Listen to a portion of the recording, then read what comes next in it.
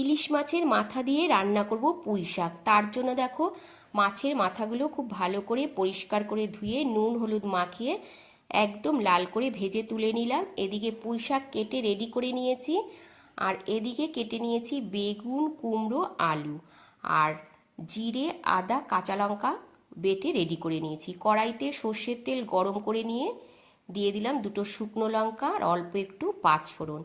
এবার তেলের মধ্যে দিয়ে দেব কেটে রাখা আলু আর কুমড়ো। আলু আর কুমড়ো দিয়ে 1 চামচ লবণ আর হলুদ পরিমাণ মতো দিয়ে একটু ভেজে নিচ্ছি। বেগুনটা একটু পরে দেব।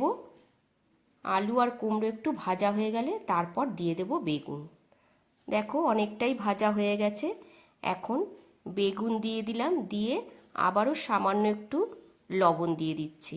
এবার একটু আলু কুমড়োর সাথে বেগুনটা ভেজে নেব, নিয়ে তারপর আমি এখানে জিরে, আদা, কাঁচা লঙ্কা বাটাটা দিয়ে দিচ্ছি।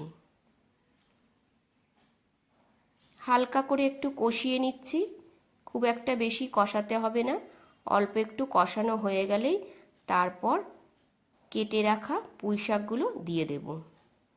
পুঁই শাকগুলো দিয়ে একটু নাড়াচাড়া করে নিয়ে 5 থেকে 7 মিনিটের মতো গ্যাসের ফ্লেমটা একদম কমিয়ে নিয়ে ঢাকা দিয়ে রাখবো।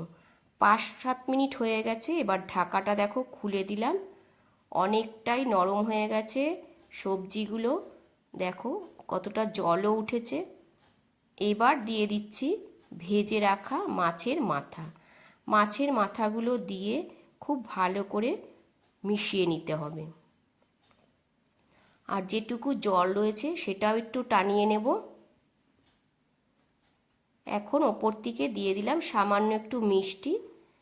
দেখো জলটা অনেকটাই টেনে গেছে, একদম মাখা মাখা হয়ে গেছে।